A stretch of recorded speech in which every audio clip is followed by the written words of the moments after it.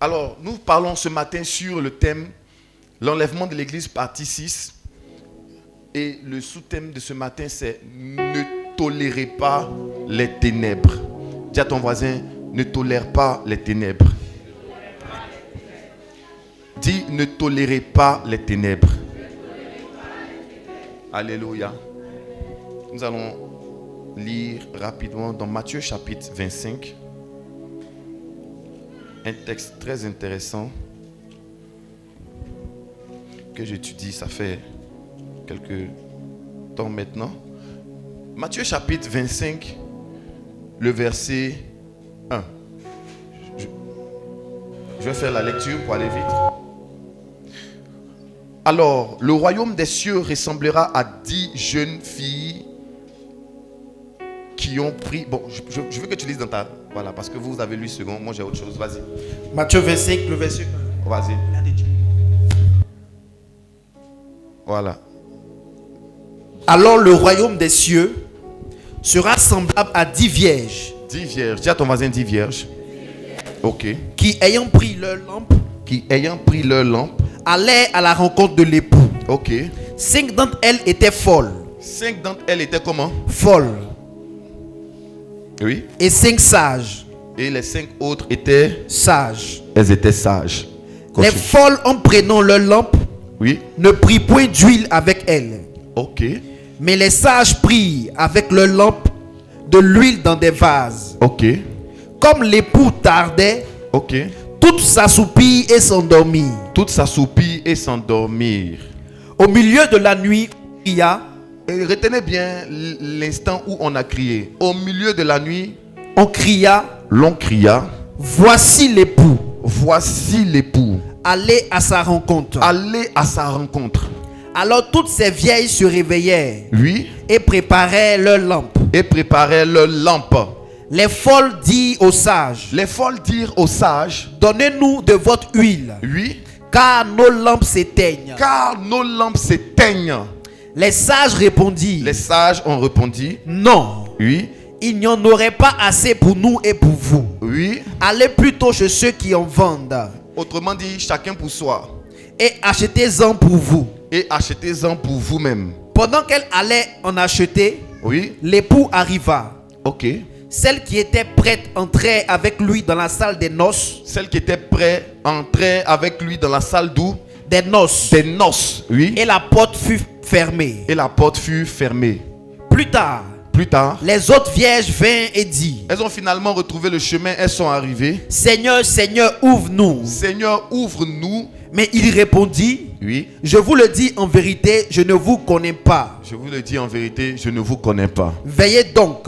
Ok. Puisque vous ne savez ni le jour ni l'heure. Veillez donc, puisque vous ne savez ni le jour ni l'heure. Alors, voilà un texte de la Bible très intéressant qui, c'est vrai que dans l'interprétation, on a beaucoup interprété ce texte pour parler de beaucoup de sujets et de beaucoup de choses. Mais l'interprétation première de ce texte parle de l'avènement de l'époux, c'est-à-dire de l'avènement du Seigneur Jésus-Christ. Alléluia. Merci. Donc, ce texte parle premièrement du retour ou du moins de l'avènement du Seigneur Jésus-Christ qui revient chercher qui revient chercher l'église. Donc ce texte est un texte qui s'adresse premièrement à l'église. C'est qui l'église? L'église, c'est en fait l'assemblée des saints. L'église, ce n'est pas un bâtiment comme tu peux le savoir. L'église, ce n'est pas une congrégation. L'église, ce n'est pas une dénomination. L'église, ce n'est pas un logo. L'église, ce n'est pas un papier en tête d'église. Ce n'est pas un réseau de pasteurs, un groupuscule de pasteurs ou une fédération ecclésiastique. Non, l'église, ce n'est pas un bâtiment. L'église, c'est tous ceux-là qui portent en eux l'Esprit de Dieu et qui confessent la même foi en Jésus-Christ. Donc toi et moi, nous sommes l'église. Tu es l'église, je suis l'église. C'est pourquoi la Bible dit, là où 2 ou 3 sont assemblés en son nom, même si c'est sous une cabane, c'est l'église. Donc l'église, ce n'est pas un coin comme ça avec des instruments de musique. Non, l'église, c'est le rassemblement des saints. Donc même si ça se passe dans ta maison, c'est l'église. Si le rassemblement se passe dans ta voiture, c'est l'église. Si le rassemblement se passe quelque part, je ne sais pas où, c'est l'église.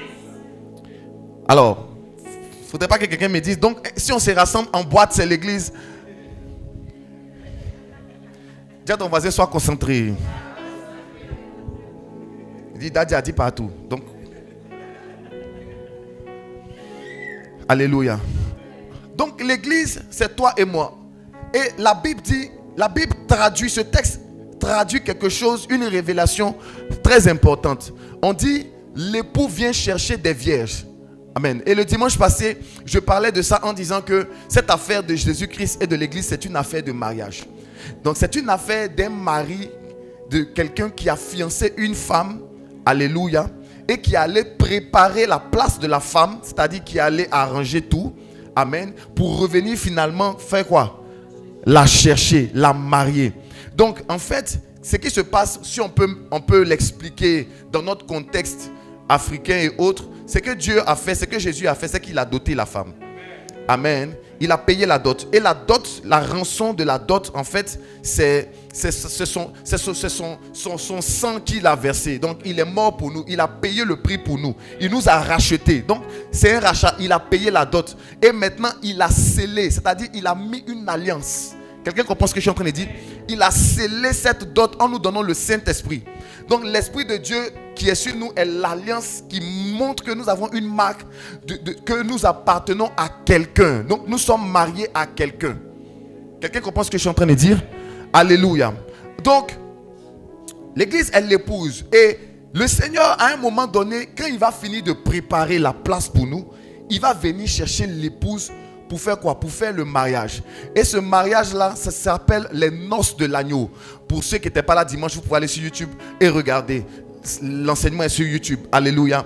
Donc les noces de l'agneau, ça sera l'enlèvement de l'église. C'est-à-dire, le Seigneur va revenir.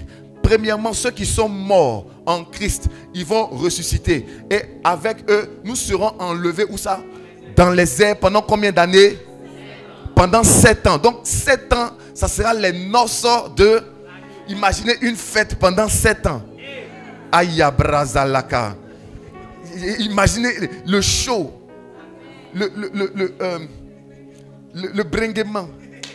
Comme dit ma fille. Donc ça sera une fête non-stop pendant 7 ans. Et pendant que nous serons en train de fêter avec le Seigneur Jésus-Christ dans les airs, sur la terre ici, ça va se gâter. Ça va se mélanger. Il y aura la grande tribulation aussi pendant 7 ans. Où ceux qui vont vouloir être sauvés ne seront plus sauvés par leur foi, mais par le prix de leur vie. Quelqu'un comprend ce que je suis en train de dire? J'ai largement expliqué ça le dimanche passé. La grande tribulation aura lieu pendant 7 ans. C'est là que l'antéchrist, l'impie, alléluia, va se lever avec des discours mensongers.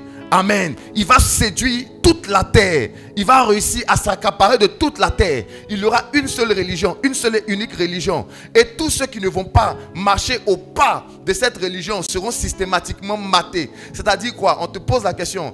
Est-ce que tu crois en ce Jésus dont tu parles? Si tu dis oui, on t'élimine. Donc en réalité, ce qui va faire que beaucoup de chrétiens qui vont rester vont finalement encore... Parce que en fait... Ceux qui vont rater l'enlèvement auront une deuxième chance. Ils pourront être sauvés s'ils confessent le Seigneur Jésus jusqu'à leur mort. Mais plusieurs, en voyant la mort venir de loin et l'atrocité qui sera déployée, n'auront pas le courage de mourir de cette manière. Parce qu'il y a des gens qu'on va les soulever, on va les mettre dans l'huile chaude, comme un poisson soso destiné à un attique. Écoutez-moi, ce qui s'est passé pour les apôtres est la préfiguration des choses à venir. Ils ont pris l'apôtre Jean, on l'a mis dans de l'huile chaude. Mais lui, il n'est pas mort. Parce qu'il était rempli du Saint-Esprit. L'apôtre Pierre a été crucifié la tête en bas. Paul a été décapité. Donc il y a les gens, ils vont les prendre. Tu veux Jésus? Oui.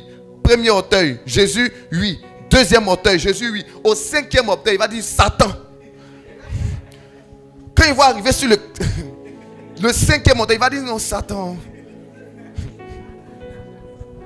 Qui a dit Amen bien? Donc voilà comment les gens seront torturés. Et je vous assure, il sera difficile d'être sauvé à cette période. Ça sera compliqué d'être sauvé. C'est pourquoi mon frère, ma soeur, donne ta vie à Jésus. Marche avec Jésus. Convertis-toi sérieusement. Est-ce que je suis en train de parler à quelqu'un? Et j'aime comment il finit le texte en disant, vous ne savez le jour ni l'heure. Tu ne sais pas quand le Fils de l'homme va revenir. Vous ne savez pas, vous n'en savez rien. Tu ne sais pas ce qui est en train de se passer. Tu as le sentiment que tu as le temps. Mais laisse-moi te dire que tu n'as pas le temps. Alléluia. S'il vous plaît, ne banalisez pas la parole de l'Éternel. Ne méprisez pas l'enseignement de Dieu. Ne méprisez pas la révélation que Dieu vous donne. Lorsqu'un homme de Dieu, un prophète de surcroît, parle, les amis, tout le monde peut parler du retour de Jésus. Mais quand nous, les prophètes, on en parle, c'est de manière prophétique. Le message apocalyptique est quelque chose qui a été dédié aux prophètes. Tout le monde peut en parler, mais quand nous, on en parle avec des lumières. Est-ce que quelqu'un comprend ce que je suis en train de dire? La Bible dit, et l'on cria, voici l'époux. Qui a crié? C'est l'onction prophétique. La voix prophétique. C'est temps s'il va commencer à avertir. Écoutez-moi, vous allez commencer à voir un peu partout dans la ville les hommes de Dieu changer de message. Les gens qui paraissaient distraits vont comme se réveiller un coup. Ils vont commencer à parler du retour de Jésus. On ne voit pas encore, mais regardez seulement, observez seulement. Vous allez commencer à voir ça un peu partout. Les gens vont commencer, ceux qui sont concentrés, ceux qui sont avec l'esprit, ils vont commencer à dire, écoutez, Jésus est en train de revenir. Tu n'as pas dit l'amen bien. Oui, parce que son retour est déjà proche. Et trop de signes nous le démontrent. Trop de signes nous le démontrent. Trop de choses nous le démontrent. Amen. Alors, le texte nous révèle deux choses. Deux types de chrétiens qu'il va avoir dans les temps de la fin. On parle des chrétiens sages et des chrétiens fous. Des vierges sages et des vierges comment? Et des vierges folles. Les vierges folles, insensées ou stupides si tu veux, n'ont pas fait quelque chose. Elles n'ont pas veillé à avoir une réserve d'huile pour maintenir leur lampe allumée. Et elles disent quelque chose de très important et qui est assez intéressant. Ces vierges-là disent, nos lampes font quoi? S'éteignent. Elles disent, nos lampes font quoi? S'éteignent. Nos lampes sont en train de s'éteindre. Parce que celui qui est en train d'annoncer, celui qui a annoncé l'arrivée de l'époux a dit quelque chose de très important. Il dit, voici l'époux, numéro 1. Numéro 2, allez à sa rencontre. Qui a dit amen bien? Il ne dit pas, voici l'époux. Écoutez-moi, il faut que les gens comprennent. Jésus est en train de revenir. Je disais que en fait, le mouvement de Jésus qui revient doit aussi engendrer un mouvement de l'église qui vient vers lui. Donc le mouvement de l'enlèvement, ça sera des gens qui montent pour rencontrer Jésus qui descend. Amen. On dit voici l'époux, c'est-à-dire il est en train de venir et on vous dit vous allez comment? À sa rencontre. Or, l'annonce a été faite à quel temps? L'annonce a été faite au milieu de la nuit. Et qu'est-ce qui se passe au milieu de la nuit? Ce qui se passe au milieu de la nuit, c'est que les ténèbres sont abondantes sur la terre. Vous devez comprendre quelque chose. Lorsque vous lisez la Bible, vous devez vous plonger dans le contexte dans lequel c'est écrit. Au moment où Jésus est en train de dire ces paroles, les lampadaires dans les rues n'existent pas. Quelqu'un comprend ce que je suis en train de dire? Au moment où Jésus est en train de prêcher ce message, il n'y a pas de lumière dans le goudron. Comme au plateau ou à Marcory. Au moment où Jésus est en train de parler de ça, il n'y a pas les ponts lumineux partout en ville. Au moment où Jésus est en train de parler de ça, si tu n'as pas ta lampe, si tu n'as pas ta torche, tu ne peux rien voir. Quelqu'un comprend ce que je suis en train de dire? Au moment où Jésus est en train de parler de cela, la seule chose qui peut te permettre de pouvoir voir au milieu de la nuit, c'était la lampe. Alors Dieu dit, enfin, celui qui parle, la voix prophétique, le son de la trompette, si vous voulez, annonce l'époux qui est en train de venir. Il dit, allez à sa rencontre. C'est-à-dire, c'est vous qui devez faire le pas pour aller le rencontrer. Le retour de Jésus qui arrive, ce ne serait pas quelqu'un qui vient nous chercher, mais c'est quelqu'un que nous allons rencontrer. Donc il y a un mouvement que lui il doit faire, il y a aussi nous notre mouvement qu'on doit faire. Donc ça dépend de lui et ça dépend de toi. Ça dépend de lui qui vient et ça dépend de toi qui est prêt à aller le rencontrer. Le problème c'est que elles avaient le cœur qui voulait le rencontrer, mais elles n'avaient pas ce qu'il faut pour pouvoir voir par où il était en train d'arriver. Parce qu'elles n'avaient pas ce qu'il faut pour pouvoir éclairer le chemin. Les amis, ce que vous ne comprenez pas avec les ténèbres, c'est que les ténèbres obscurcissent la voie et la vision. Les ténèbres, lorsqu'elles sont là, les ténèbres, lorsqu'ils sont là, les ténèbres font de sorte à ce que tu ne voies plus rien. Écoutez-moi, beaucoup d'enfants de Dieu sont à l'église, mais ils ne voient plus rien. Ils ne voient rien venir. Ils ne sont pas en train de voir les choses venir. Souvenez-vous, dans le livre de Matthieu 24, on dit, ils mariaient leurs enfants et ils ne se doutaient de rien. C'est-à-dire, ils ne voyaient rien venir. Ces vierges folles étaient là et elles ne savaient pas par où le Seigneur devait revenir. Pourquoi? Parce qu'il y avait des ténèbres. Et pourquoi il y avait des ténèbres? Parce que simplement, leur lampe était en train de s'éteindre. Nous allons lire un autre passage assez important et intéressant que je veux partager avec vous. Est-ce que quelqu'un me suit? Est-ce que quelqu'un me suit? La Rabasata, c'est dans Apocalypse.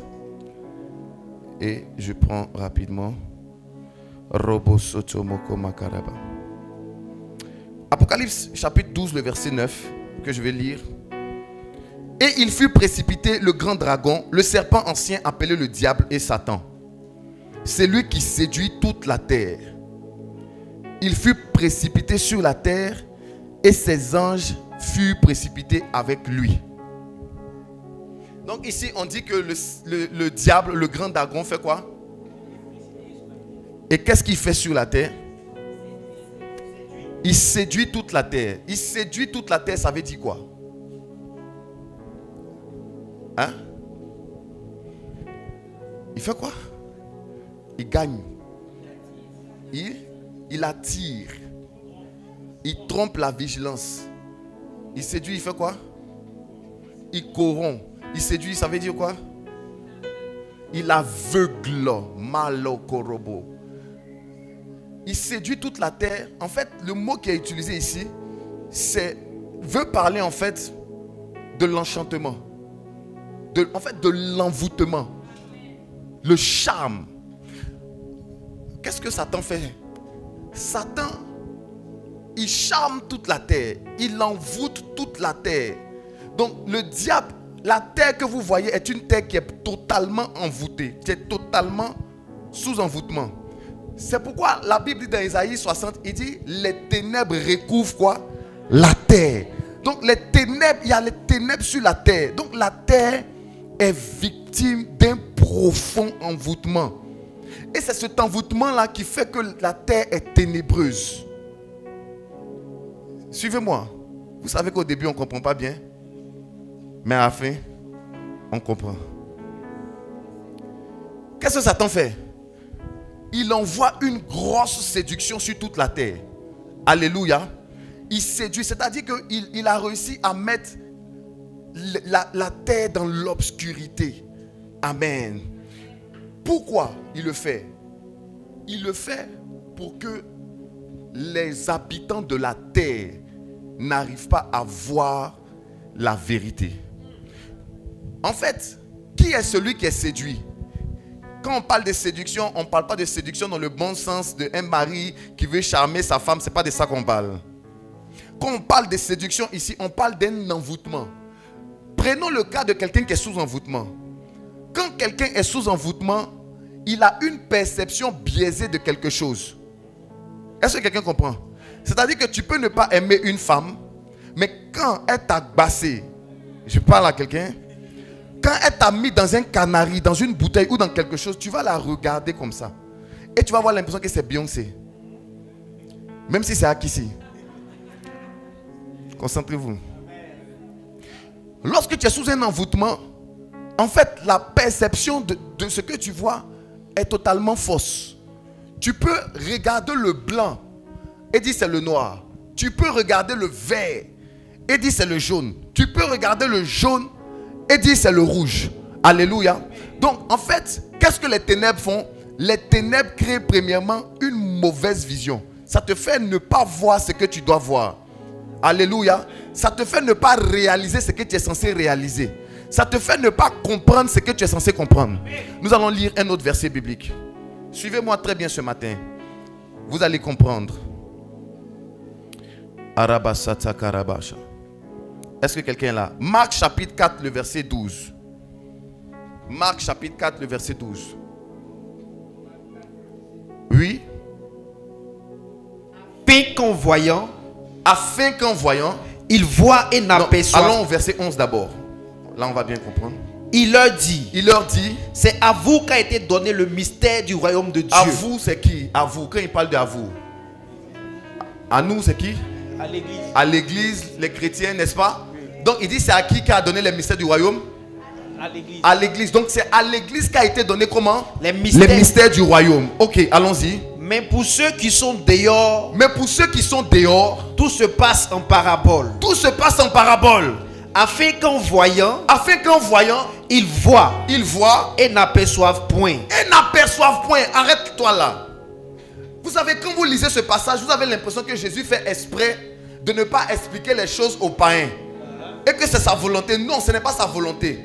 Amen. Il dit à vous a été donné quoi? Les mystères du royaume. Quand il dit à vous a été donné les mystères du royaume, il n'est pas en train de dire que je vais vous dire des choses exprès à vous et aux autres je ne vais pas leur dire. Non. À vous, je vous ai donné un esprit qui est en vous, qui fait que vous êtes lumineux et qui éclaire votre compréhension. Donc l'esprit de Dieu qui est en toi, de facto, fait que tu arrives à comprendre, à percevoir, à voir ce que les gens ne peuvent pas voir. Donc il dit pour eux ça se passe en parabole. C'est-à-dire ils perçoivent, ils voient, mais ils ne perçoivent pas, ils ne comprennent pas. Parce que la lumière qui est censée éclairer ce qu'ils doivent voir n'est pas là. Donc eux, ils sont sous la domination ténébreuse de Satan. Donc le diable a rempli toute la terre. Alléluia. Et les gens, ils voient, mais ils n'aperçoivent pas. Ils ont des yeux, mais ils ne voient pas. Pourquoi ils ont des yeux qui ne voient pas? Parce qu'il n'y a pas de lumière. La lumière a le même rôle que la caméra. Pardon, les yeux. En fait, les gens ont regardé les yeux pour fabriquer la caméra. Tu peux avoir la caméra la plus performante que tu veux. Si tu es dans une salle qui n'est pas éclairée, ça ne captera rien. Tu peux avoir de bons yeux, mais s'il n'y a pas la lumière, tu ne verras pas. Tu ne verras rien. Est-ce que quelqu'un comprend ce que je suis en train de dire? Est-ce que vous comprenez ce principe de base? Donc la Bible nous dit qu'il y a des gens qui sont dehors. Les gens qui sont dehors, c'est-à-dire les païens, ils voient, mais en réalité, ils ne perçoivent pas. Donc, ils regardent, mais ils ne voient rien. Et malheureusement, ce principe-là s'applique aussi aux enfants de Dieu qui, eux, n'ont pas veillé à garder les lampes allumées. Donc, quand tu es un enfant de Dieu et que ta lampe n'est pas allumée, tu n'es pas différent d'un païen. Là où le païen ne voit pas, toi aussi, tu ne vois pas. Voilà pourquoi tu vas voir des enfants de Dieu, des chrétiens. Sa cousine qui n'est pas chrétienne est manipulée par la sorcellerie. Elle aussi est manipulée par la sorcellerie. Parce que sa cousine ne voit pas. Elle aussi ne voit pas. Les païens sont dehors. Ils ne s'aperçoivent pas que Jésus est en train de revenir. Il y a des chrétiens qui sont dans l'église. Ils ne s'aperçoivent pas. Ils ne voient rien venir. Parce qu'ils ne sont pas éclairés. Ils ne sont pas éclairés. Ils ne savent pas ce qui est en train d'arriver. Je prie que tu sois éclairé au nom de Jésus. Je prie que tu sois éclairé au nom suprême de Jésus. Que la lumière luise dans les ténèbres dans ta vie. On va aller pas à pas. On va aller pas à pas. Acte chapitre 26, le verset 18. Acte chapitre 26, le verset 18. Ne t'en fais pas, tu vas comprendre où on va. Acte 26, le verset 18. Oui. Afin que tu leur ouvres les yeux. Afin que tu fasses quoi premièrement? Tu leur ouvres les yeux. Ok. Pour qu'ils passent des ténèbres à la lumière. Afin que tu fasses quoi? Tu leur ouvres les yeux. Afin que tu leur ouvres les yeux. Pour qu'ils passent des ténèbres à la lumière. Afin que tu leur ouvres des yeux pour qu'ils passent des ténèbres à la lumière. À la lumière. Okay. Et de la puissance de Satan. Et de la puissance de Satan. À Dieu. À Dieu. Pour qu'ils reçoivent. Pour qu'ils reçoivent. Par la foi en moi. Oui. Le pardon des péchés. Yes. Et l'héritage avec les sanctifiés. La Bible dit il faut que tu leur ouvres les yeux. Il parlait à Paul. Et donc, il envoie Paul vers les païens. Et la mission qu'il donne à Paul, il dit, tu dois aller leur ouvrir les yeux afin qu'ils passent de quoi? Des ténèbres à la lumière. Ça veut dire qu'en réalité, celui qui n'a pas ses yeux ouverts est dans les ténèbres. Tant que tes yeux sont fermés, tu es dans les ténèbres. Si tu n'as pas les yeux ouverts, tu es dans les ténèbres. Si tu ne vois rien, tu es dans les ténèbres. Si tu ne perçois pas les choses qui arrivent, tu es dans les ténèbres. Si tu n'as pas conscience de ce qui se passe autour de toi, tu es dans les ténèbres. S'il y a des ténèbres autour de toi, ça veut dire que tes yeux sont comment? Fermés. Écoutez-moi, les gens qui ne sont pas éclairés et qui n'ont pas les yeux ouverts, dont la lampe est éteinte, ne verront pas Jésus aux noces de l'agneau. Parce qu'ils ne savent pas comment faire pour aller vers lui. Ils n'ont pas eu la sagesse de maintenir leur lampe allumée. On va en parler tout à l'heure. Comment maintenir sa lampe allumée. Un enfant de Dieu dont les yeux spirituels ne sont pas ouverts. Parlant de Dieu spirituel, je parle des yeux spirituels en parlant premièrement de ce que tu comprends. Songe, vision, discernement. Mais je parle aussi de entendement, de compréhension et de perception profonde. De voir au-delà de ce qui est réel et matériel. De voir au-delà de ce que je perçois par les yeux physiques. En réalité, l'homme spirituel, c'est celui qui ne se fie pas à ses yeux ordinaires, mais qui peut discerner par ses yeux spirituels. L'homme spirituel ne se fie pas aux yeux ordinaires. L'homme spirituel se fie à ce qu'il voit derrière le voile, à ce qui se cache derrière la manifestation, à ce qui se cache derrière le blocage, à ce qui se cache derrière ce qui est en train de se passer, à ce qui se cache derrière cette maladie, à ce qui se cache derrière cette stagnation. L'homme spirituel, le chrétien, le réel enfant de Dieu, il a les yeux ouverts. Alléluia. Il dit afin que leurs yeux s'ouvrent et qu'ils passent des ténèbres à la lumière. Si tes yeux ne sont pas ouverts, tu es encore dans les ténèbres. Beaucoup en Jésus, ils adorent à l'église, mais ils sont encore dans les ténèbres. Des gens sont ici, mais dans les marmites, dans les casseroles au village, dans des bouteilles, sous envoûtement et sous enchantement. Je prie que cela soit brisé dans ta vie. Toute personne qui a été envoyée en mission derrière toi pour empêcher que tu puisses voir, pour créer les ténèbres dans ta vie, je frappe cette personne au nom de Jésus. Est-ce que quelqu'un commence à comprendre? Est-ce que quelqu'un commence à comprendre déjà?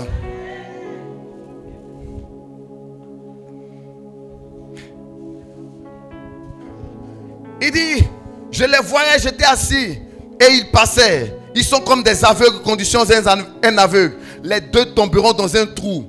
Si tu ne vois rien, tu tomberas dans un trou. Alléluia. Nous sommes dans une marche, nous sommes dans un monde où si tu ne vois pas, si tu ne perçois pas, si tu n'entends pas clairement, tu seras mangé, tu seras dévoré, tu seras détruit, tu vas tomber dans une fosse. Voilà ce que la Bible dit. Je vous envoie comme des brebis au milieu des loups. Il dit vous êtes des brebis, mais adoptez une certaine attitude. Première attitude, comportement de serpent. Deuxième attitude, comportement de la colombe. Soyez simple, mais soyez prudent. Soyez simple, mais soyez prudent. Soyez prudent. Voyez le mal venir de loin. On a chanté Prudentia, danger à gauche. La danse de prudence, c'est la danse des chrétiens normalement. En fait, qu'est-ce que je suis en train de dire? En fait, le chrétien doit être prudent. Le chrétien doit savoir où il met les pas. Un chrétien ne peut pas avoir la démarche de tout le monde. Donc, c'est pas parce que la voie est rectiligne que tu dois prendre le chemin rectiligne. C'est pas parce que la voie est large et spacieuse que tu dois emprunter la voie large et spacieuse. Il dit non, c'est pas là-bas qu'il faut passer. Le chemin étroit, c'est le chemin qu'il faut emprunter. Le chemin étroit, c'est le chemin qu'il faut emprunter. Un chrétien doit savoir où il pose les pas. Je suis Pierre dans une barque, mais à un moment donné, au milieu de la nuit, je peux être invité à marcher sur les eaux. Il était avec ses disciples. Ils avaient tous peur. Les disciples avaient tous peur. Dans la barque, ils avaient tous peur. Mais l'apôtre Pierre a demandé à Jésus, il dit si c'est toi. Il dit viens. Il a mis le premier pas sur les eaux. Un chrétien n'est pas seulement appelé à marcher sur la terre. il peut aussi marcher sur les eaux. Tu ne pourras jamais faire les exploits si tu n'es pas éclairé. Tu ne pourras pas revoir notre Seigneur si tu n'es pas éclairé. Tu ne pourras pas triompher dans ce monde de méchanceté si tu n'es pas éclairé. Si tes yeux ne sont pas ouverts. Les sorciers se moquent de nous. Ils viennent dans nos églises. Ils sèment la zizanie. Ils arrivent dans nos familles, dans nos travails, dans nos entreprises. Ils nous envoûtent la nuit. Tu vois des chrétiens poursuivis en rêve, incapables de détecter et de voir qui les poursuivent. Tous les sorciers, ils savent. Je disais à ma femme la dernière fois que, bizarrement, les gars là, ils viennent jamais dans mon rêve. Ils sont au courant. Le premier que j'attrape, Yopougon, cimetière. Ils viennent jamais dans mes rêves. Ils savent, je ne les vois pas. C'est les gens qui me disent, j'ai rêvé il y a 8 ans. Je dis, hey, les gars là, ils n'ont qu'à venir un peu. Je les cherche. Parce que le premier que j'attrape, je vais faire couler son sang et sa chair sera bue par les aigles.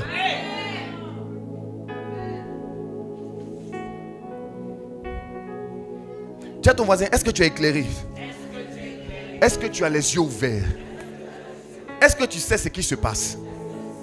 Est-ce que tu connais la réelle température qu'il fait? La météo peut dire qu'il fait 36 degrés. Pendant que spirituellement c'est faux. Il fait 45 degrés. Oh, chrétiens, s'il vous plaît. Soyez éveillés. Soyez éclairés. Ton virement bancaire peut passer. Et tu vas sourire en disant mon salaire est passé. Pourtant c'est faux. Ton salaire n'est jamais passé. Ton salaire a été déjà pris. Tout ce que tu vas retirer va aller ailleurs. S'il vous plaît, soyez éclairés. S'il vous plaît, soyez éclairés. S'il vous plaît, soyez réveillés. Il est en train de revenir. Il est en train de revenir. Il est en train de revenir. Ces vierges folles disent à leurs sœurs, nos lampes s'éteignent. Des chrétiens qui sous leurs yeux, leurs lampes sont en train de s'éteindre. Qui ne voient plus rien. Qui ne discernent plus rien. Qui ne savent plus rien. Ils n'ont aucune compréhension des choses profondes. Les lampes sont en train de s'éteindre. Première raison pour laquelle leurs lampes ont commencé à s'éteindre, c'est parce qu'elles n'avaient pas pu conserver l'huile. Et l'une des choses, je ne vais pas parler de l'huile d'abord, je vais parler de l'huile à la fin de la série. Mais l'une des choses qui fait en sorte que l'huile n'arrive pas à être conservée, c'est ce que nous allons voir dans 1 Pierre chapitre 4, le verset 7.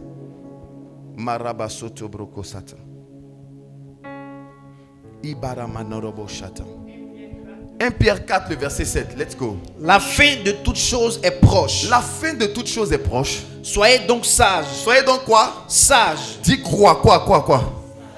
Est-ce que tu peux dire sage? Ok. Et sobre. Et sobre. Pour vaquer à la prière. Pour vaquer à quoi? À la prière. Pour vaquer à quoi? La prière. La fin de toute chose est proche. Autrement dit, avant que la fin de toute chose ne soit proche, le Seigneur Jésus doit revenir. Donc quand on te dit la fin de toute chose est proche, on est en train de t'expliquer que le Seigneur Jésus est à la porte. Donc si on veut se référer au précédent verset, quand ce passage te dit la fin de toute chose est proche, ça veut dire voici l'époux. Et ça veut aussi dire aller à sa rencontre. Donc quand tu entends la fin de toute chose est proche, ça veut dire voici l'époux. Et la deuxième partie où il dit soyez sages et sobres pour vaquer à la prière, ça veut dire aller à sa rencontre. La fin de toute chose est proche, voici l'époux. Soyez sages et sobres pour vaquer à la prière, ça veut dire aller à sa rencontre. Donc la meilleure manière de ne pas rater Jésus, c'est d'être dans sa présence. C'est de pouvoir vaquer à la prière. Je vais t'expliquer quelque chose. Écoutez-moi. Beaucoup de gens ne connaissent pas la puissance des envoûtements. Un jour, le peuple d'Israël était en train de passer. Et il y a leurs ennemis qui sont allés voir un prophète un mystique qui s'appelle Balaam. Et ils ont demandé quoi à Balaam? De faire quoi? De maudire le peuple. Pour que qu'est-ce qui se passe? Pour que Israël puisse perdre. Autrement dit, ils sont allés demander à un homme spirituel et mystique ayant l'autorité de faire des enchantements pour que tout un peuple. Ils sont en train de parler à qui? Ils ne sont pas allés voir quelqu'un pour envoûter quelqu'un pour qu'il donne l'argent à quelqu'un. Ils sont allés rencontrer quelqu'un pour que lui seul, il puisse envoûter tout un pays, toute une nation, pour que cette nation ait la défaite. Ça, c'est un seul exemple que je te donne. Les envoûtements qu'il y a dans ta famille. Les envoûtements qu'il y a dans ton quartier. Les envoûtements qu'il y a dans la ville d'Abidjan. Les envoûtements qu'il y a sur la Côte d'Ivoire sont terribles. Vous n'avez pas idée. Des enchantements qui sont faits pour que certains esclaves qui sont censés être esclaves restent sur les chevaux. Vous n'avez pas idée. La folie occupe les postes élevés. Et ils sont là. Vous ne connaissez pas le pouvoir des envoûtements. La Bible dit, voici Satan, il séduit toute la terre. Autrement dit, il envoûte toute la terre. Toute la Côte d'Ivoire est sous envoûtement. Pas que la Côte d'Ivoire, tous les pays du monde entier. Un enfant de Dieu qui n'est pas éclairé va avoir le sentiment qu'il est né pour briller. Ça veut dire qu'il doit prospérer lui seul. Mais les gens ne sont pas éclairés. Ils ne connaissent pas la portée du combat spirituel. Ils ne savent pas ce que ça... Écoutez, ce que nous sommes dedans, vous ne connaissez pas. Je comprends. Vous n'êtes pas assez illuminés. Ce que nous sommes dedans.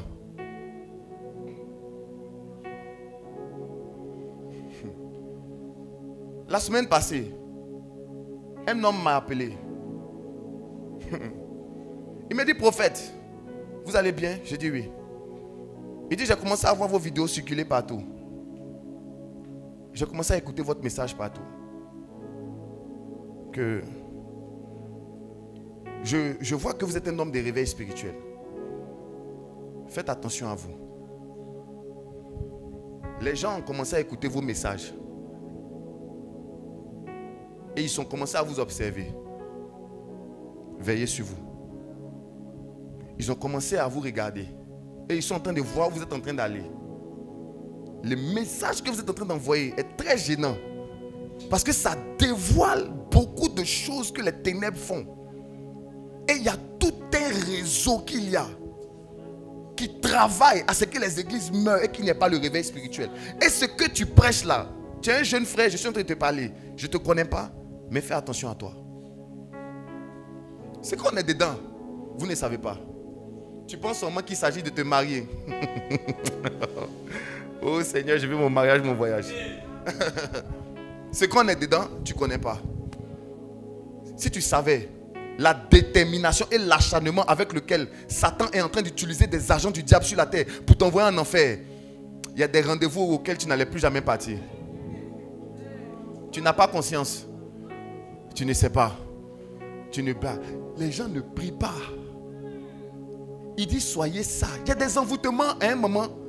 Il y a des envoûtements. Même nous-mêmes les pasteurs, on est dedans. C'est-à-dire que tu es pasteur, tu cries, mais tu es tu es dans une bouteille. Maman, ma femme, tu comprends ce qu'elle dit? Il y a des types d'envoûtements.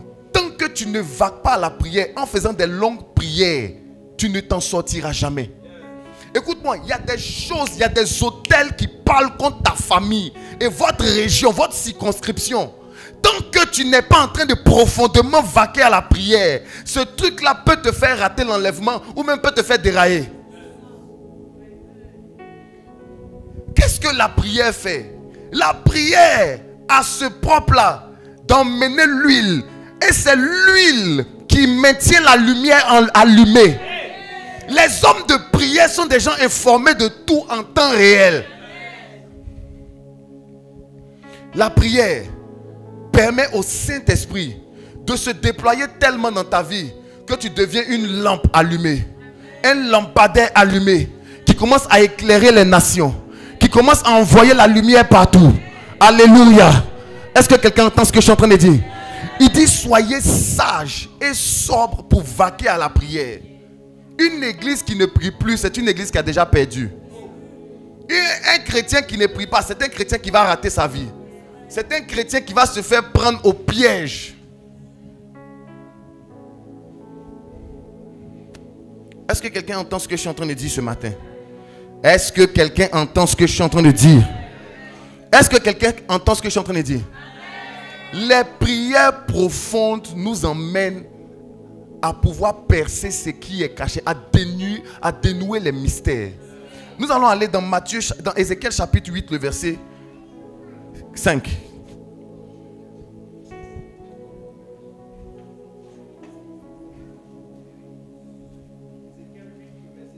Yes.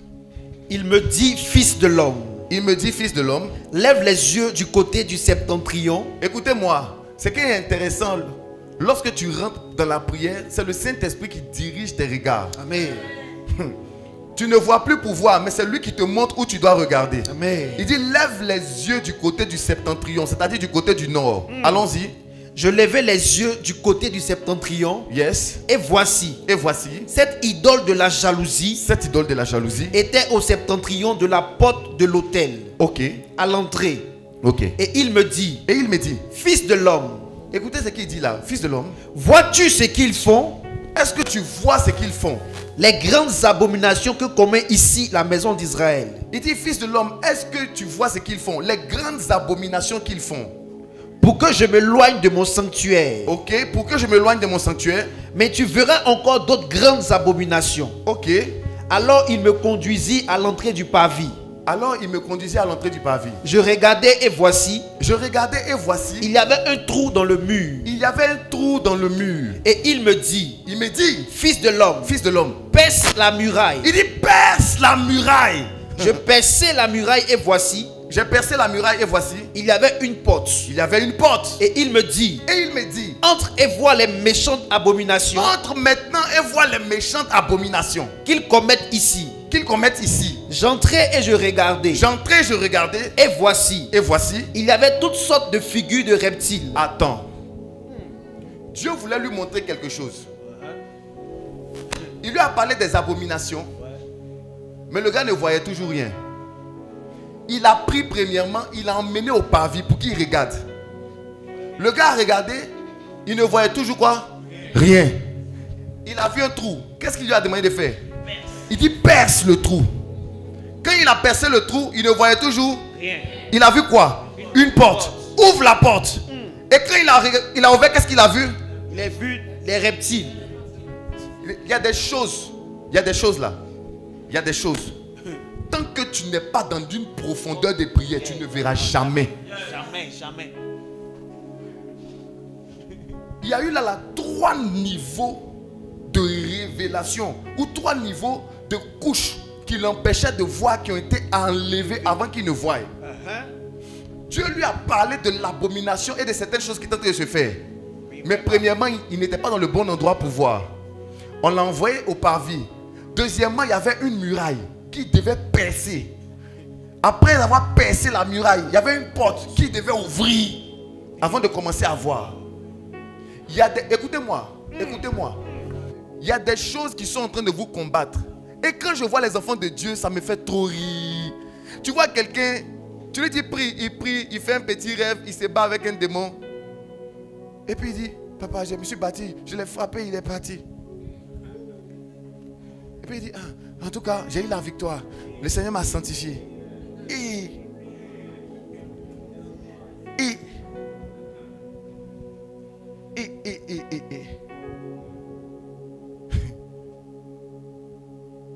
Tu vois des gens, ils jeûnent un peu. Et le lendemain, il a une petite bonne nouvelle. Il dit, c'est fini, j'ai gagné. Dis à ton voisin, qu'est-ce que tu as vu? Est-ce que tu as déjà percé la muraille? Dis à ton voisin, est-ce que tu as percé la muraille? Est-ce que tu as déjà renversé l'autel de la famille? Les amis, le degré de ténèbres qu'il y a autour de vous et l'inconscience que certains souvent manifestent sont effrayants. Les vierges sages n'ont pas raté leur époux parce qu'elles voulaient rater. Elles ont raté l'époux parce qu'il y a la folie qui est rentrée dans leur cœur. Cette négligence qui les a habités là, c'est quitté où? Je suis en train de parler à quelqu'un. La négligence qui a fait qu'elles n'ont pas pris l'huile là, ça vient de leur sang.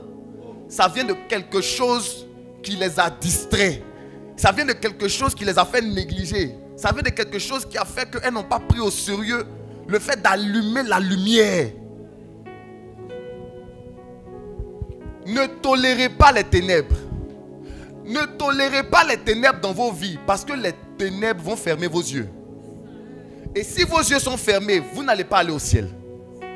Ne tolérez pas les ténèbres parce que tolérer les ténèbres, c'est pratiquer, c'est partiser, c'est être avec, c'est s'accommoder avec le royaume du diable. Ne tolérez pas les ténèbres. De manière concrète, ça veut dire ne laissez pas la trace de quelque chose qui ressemble à Satan dans votre vie. Ne laissez pas la trace d'une... Je vais vous dire quelque chose. Tu vas prendre 4 personnes ou 3 personnes de différentes couches sociales. Première couche sociale, le prolétariat ou bien les pauvres. Tu prends un pauvre, tu prends un gars de la classe moyenne, tu prends un gars riche. Ils ont un point commun. Eux tous ils s'inquiètent.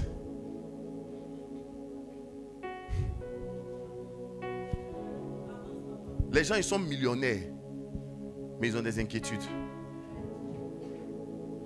Les gens sont milliardaires, mais ils ont des soucis, ils sont inquiets, ils sont anxieux. Il y a un truc qui nous poursuit tous dans l'air. C'est le fait de s'inquiéter, de se soucier. C'est un démon. Ça fait partie de la pression que Satan exerce sur tous les êtres humains. Il n'y a que les enfants de lumière. Ce sont les seuls à ne pas s'inquiéter sur la terre. Tu vas prendre quelqu'un, il est président de la République, mais il a tous les problèmes. Tu vas voir quelqu'un, il est multimilliardaire, mais il a tous les soucis. Il est en train de se battre, en train de faire des fétiches, des trucs pour pouvoir se maintenir. Pourquoi? Parce qu'il y a une pression des ténèbres qui est exercée sur les pauvres et les riches et sur tout le monde. Et ça se manifeste souvent par les inquiétudes. Les blancs, ils ont commencé à appeler ça dépression. Je dis, j'ai fait mon burn-out, mon coming out, ils ont tous les mots. Pourquoi? Parce que l'activité satanique est tellement sur la terre, que si tu ne vagues pas à la prière, ça va te prendre. J'ai mal quand je vois un enfant de Dieu qui n'arrive pas à prier 1 heure, alors qu'en ce moment, prier 1 heure est tellement insuffisant. Je suis en train de parler à quelqu'un. J'ai mal quand je vois un enfant de Dieu qui n'arrive pas à prier 1 heure, alors qu'en ce moment, prier 1 heure ne peut même pas percer la muraille.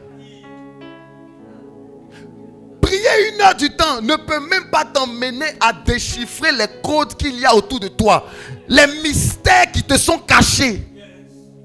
Ça ne peut même pas. Écoutez-moi, la Bible dit, dans les derniers temps, je répandrai mon esprit sur toute chair.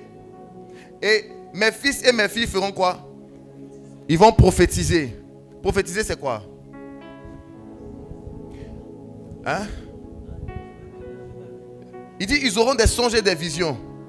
Ils vont prophétiser, ils auront les songes et des visions. L'art de prophétiser et d'avoir des songes et des visions, c'est la manifestation de la lumière. C'est la manifestation de la connaissance. Tu ne peux pas prophétiser quelque chose que tu ne connais pas. C'est parce que tu as eu connaissance de ce qui doit arriver que tu parles. Prophétiser, c'est prédire la connaissance que tu as reçue dans l'avenir et dans le temps. Prophétiser, c'est annoncer la connaissance que tu as reçue. Voilà ce qui va arriver en 2025. Tu as eu connaissance de la chose. Tu as été illuminé. La lumière est venue dans ton esprit et tu en parles, les enfants de Dieu de cette génération qui vont vaquer à la prière, ils seront terribles dans les prédictions. Je vous dis la vérité. Écoutez, vous allez voir des gens qui vont commencer à annoncer des événements de 2028. De 2030. Les amis, tu seras plus surpris de ce qui arrive dans ta famille. Tu ne seras plus surpris. Avant que les choses ne se manifestent, tu vas les voir. Avant que les choses arrivent, tu vas les voir. Plus personne ne sera caché à tes yeux. C'est une honte pour un enfant de Dieu d'être dans une famille et de voir des agents des ténèbres travailler ça et là et ne pas être informé. C'est une honte. Ne tolérez pas les ténèbres. Pourquoi ne tolérez pas les ténèbres? Je vais finir avec ça. Anderson, tu ne dois pas les tolérer les ténèbres dans ta vie parce que les ténèbres mettent un voile sur tes yeux. Il y a beaucoup de gens ici. Vous ne saurez jamais les mystères qui vous combattent parce que vous avez des choses de Satan en vous.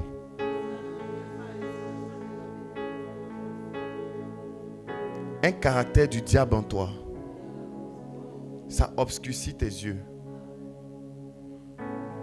Un comportement que le diable n'agrée pas obscurcit ta vision.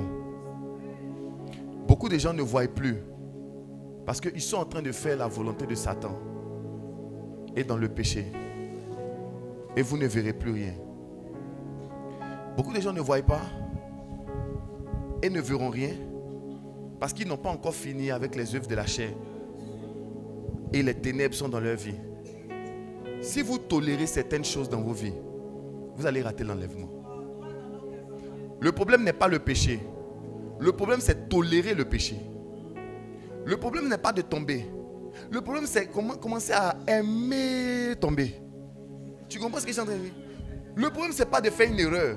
Le problème, c'est commencer à répéter l'erreur, normaliser l'erreur et commencer à s'accommoder avec la chose. Mais on peut tomber. Cette fois, le juste tombe. Cette fois, il va s'élever. On peut demander pardon à Dieu. Et puis Dieu va te pardonner. Commencez à aimer tomber. Commencez à accepter de tomber. Commencez à kiffer ça. Commencez à, écoutez, tolérer les ténèbres, c'est maintenir auprès de soi les choses qui sont une occasion de chute pour toi. Maintenir les choses qui sont une occasion de chute pour toi, à côté de toi, c'est tolérer les ténèbres. Tu vas rater l'enlèvement. Parce qu'il n'y a pas autre chose qui va te faire rater l'enlèvement. C'est ce que tu as gardé là. C'est ça qui va te faire rater l'enlèvement. À un moment donné, quand on veut, écoutez, vous devez devenir lumineux. Tu dois devenir lumineux, je te parle. Il faut que tu deviennes lumineux. Il y a des choses que tu dois enlever dans ton périmètre. Et de manière drastique, si tu veux aller au ciel. Si tu gardes ça, tu n'iras nulle part. Je ne peux pas comprendre quelqu'un qui est en train d'écouter un message sur le retour de Jésus, mais qui a conservé un numéro qu'il ne doit pas conserver. Ça n'a aucun sens. Tu es en train de tolérer la présence de Satan dans ta vie. Tu es en train de maintenir des agents du diable dans ta vie. Ne pas tolérer les ténèbres, c'est lever le voile sur certains mensonges qui sont restés cachés depuis longtemps.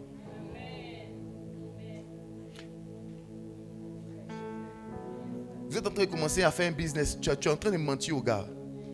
Il faut lui dire la vérité dès maintenant. Dès maintenant. Pour que Satan n'ait pas un droit sur le business que vous êtes en train de faire. Tolérer les ténèbres, c'est flirter avec le mal en étant quand même avec Jésus. On est avec Jésus, mais on flirte avec le mal un peu.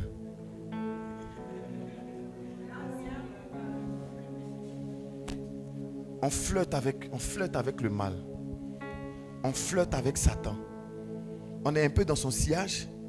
Et puis en même temps, on tolère les ténèbres. On regarde, en fait, on est en train de regarder sous nos yeux notre lampe s'éteindre. On regarde la lampe être en train de s'éteindre.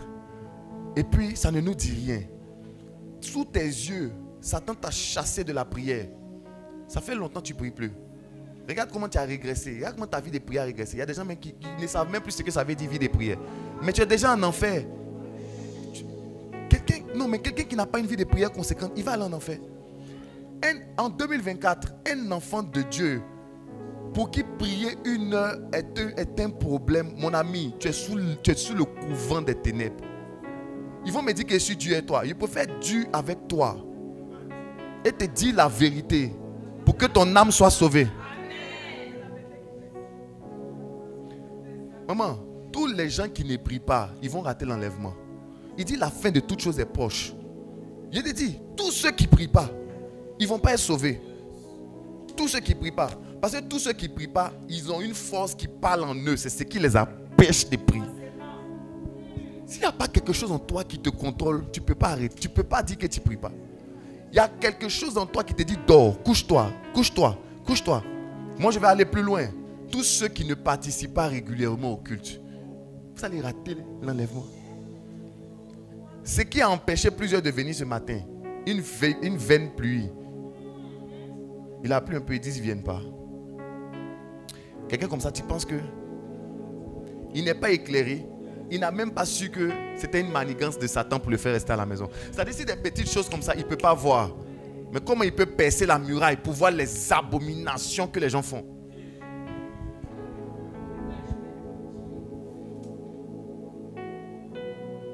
Dis à ton voisin, je ne dois pas tolérer les ténèbres. S'il vous plaît, Église, apprenons à appeler les choses par leur nom selon ce que Dieu appelle.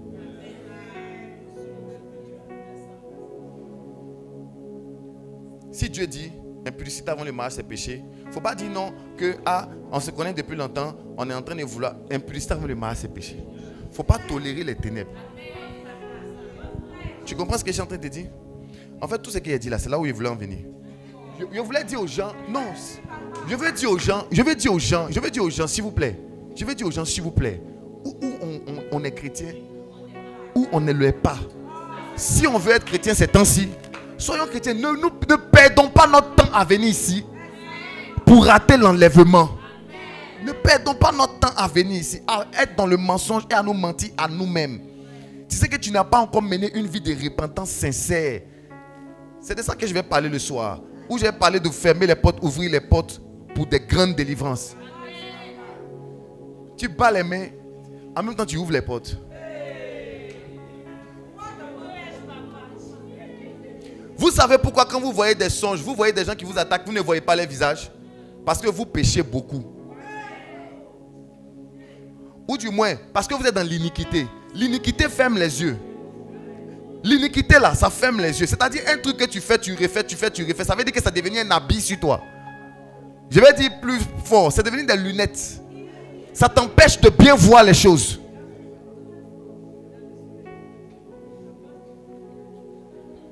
Et des gens dont la volonté est manipulée par le monde des ténèbres. Leur volonté est manipulée. Ils ne peuvent même plus dire oui d'eux-mêmes et non d'eux-mêmes. Toutes leurs décisions sont sous influence des sorciers, des confréries de sorcellerie. Pourquoi? À cause de l'iniquité. Il ne veut pas quitter dans son iniquité. Un gars mauvais, il ne veut pas arrêter la méchanceté.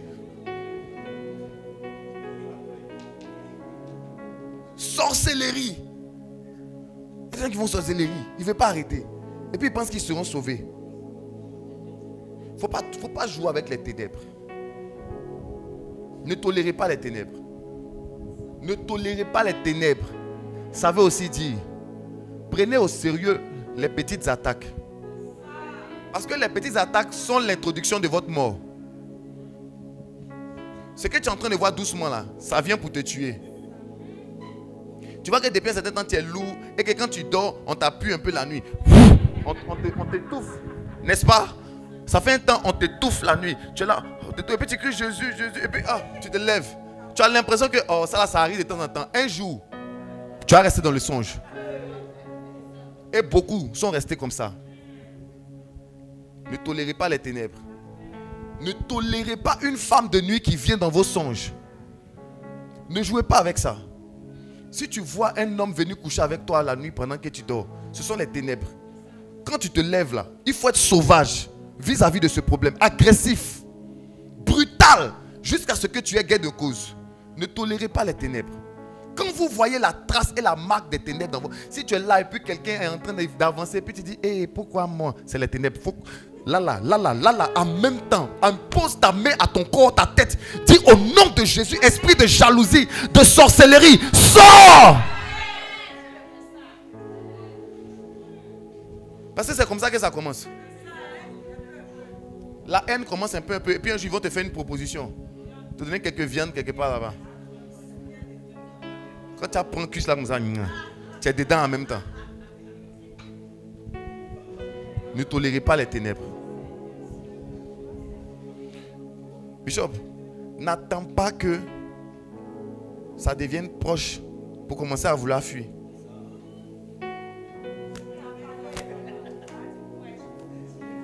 Parce que même quand tu la vois de loin là-bas, tu sais déjà si ça peut te prendre ou pas. Tu sais. Donc quand tu vois même derrière même, tu joues les Michael Jackson, ça dit que tu quittes là en même temps. Ne tolérez pas les ténèbres. Ne tolérez pas les ténèbres.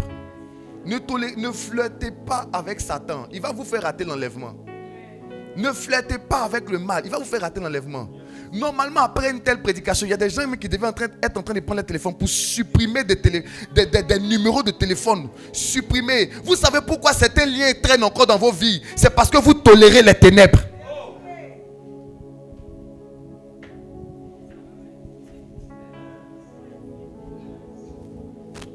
Homme de Dieu, moi je veux prier mais je n'arrive pas. Quand je commence aujourd'hui, je n'arrive pas demain. Mais il y a trop de ténèbres dans ta vie. Tu ne peux pas démarrer en prière. Tu ne peux pas démarrer en prière. Écoutez-moi, la clé de la prière là, c'est une vie qui est entretenue par la pureté. Oui, la pureté là, ça te donne d'aller loin en prière. Il y a des péchés quand tu fais, tu seras limité en prière. Quand tu vas vouloir percer la muraille, tes yeux vont se fermer. Tu vas rebousser chemin. Quand tes pensées sont pures, ta prière va loin. Quand tes pensées sont pures, tu peux prier plus longtemps. Tu n'arrives pas à faire 1 heure. Tu regardes trop de porno. C'est le vrai point.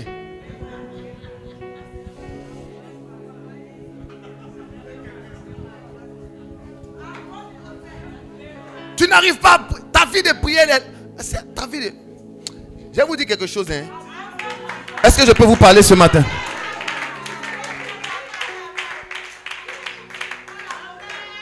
Écoutez-moi. Mon fils, je te promets, expérimentez. Il y a des heures de prière. Bishop, je sais que tu as déjà expérimenté. Il y a des heures de prière, quand tu finis de les faire, quand tu sors, c'est comme si on t'a lavé. Tous tes sentiments sont passés au peigne fin. En fait, plus tu dures dans la prière, plus c'est comme un coiffeur qui est en train de limiter. En fait, il est en train de délimiter, il est en train d'enlever tout ce qui est impureté. Tout le surplus charnel qui est en toi, il est en train d'enlever ça comme ça. Il y a des heures de prière, quand tu finis, tu sors comme ça. Quelqu'un même peut te provoquer, tu n'as rien dit. Il peut te gifler, mais tu as les réveiller comme ça. Mon frère, sois pardonné. Il y a des... Ma soeur, tu vas à ces rendez-vous, tu ne pries pas longtemps. Il faut me frapper 5 heures un jour. Quand il va t'appeler, en fait, tu as regardé tes 5 heures que tu viens de faire. Tu as regardé les bêtises qu'il s'apprête à faire et toi, tu as dit non, il ne peut pas me salir. En réalité, quand tu portes un habit blanc comme toi, hein, il y a des choses que tu ne peux pas te permettre de faire. Hier, c'était samedi. J'ai vu une dame habillée, sûrement au mariage. Toutes sortes de couleurs, talons. Elle a essayé de... Elle n'arrivait pas. Elle dit, Joe, taxi compteur. Parce qu'il y a des types d'habits quand tu portes. Tu n'as pas envie de transpirer. Tu n'as pas envie que quelque chose te salisse. Il y a des prix. Quand tu vas commencer à les payer, tu ne vas pas vouloir perdre. Attends, moi, il va me taper des heures. Et puis quelqu'un va venir me blaguer pour voler. Ah, toi aussi. Mais tu sais, quand tu ne payes rien, en fait, quand tes choses ne coûtent pas cher, tu t'en fous. Il y a quelqu'un qui a volé les lunettes de mon épouse. Et puis elle dit, mais c'est les lunettes du marché. Ma femme te dit quoi? C'est que ça là, ça coûte combien? Parce qu'il y a des gens comme ça, ils voient écouter sur toi. Il a l'impression que c'est ce qui coûte 1500. Il vient ici, il s'en va. Oh, peut-être que toi tu as acheté ça à Sokosé. Ah. Et puis il prend ça comme ça, il s'en va. Il pense que c'est 1500. Il n'est pas éclairé. Il ne connaît pas. Il ne sait pas c'est combien. Il voit tes lunettes, il veut bon pour partir. Oh, ça peut payer le loyer. Chers frères et sœurs, vivons une vie de lumière, une vie de vérité. Si tu vis une vie de vérité, la puissance de Dieu va se déployer dans ta vie. Il faut qu'à un moment donné, tu acceptes de marcher selon les préceptes de Dieu. Ce que Dieu a dit de faire, on doit accepter de le faire. Ce que Dieu a dit dans sa parole, on doit accepter de s'y conformer. C'est par ce chemin et uniquement que par ce chemin que tu seras éclairé et que le Seigneur va revenir et que tu pourras aussi le rencontrer. Que Dieu vous bénisse. Il est 12h00. Nous allons prier le Seigneur.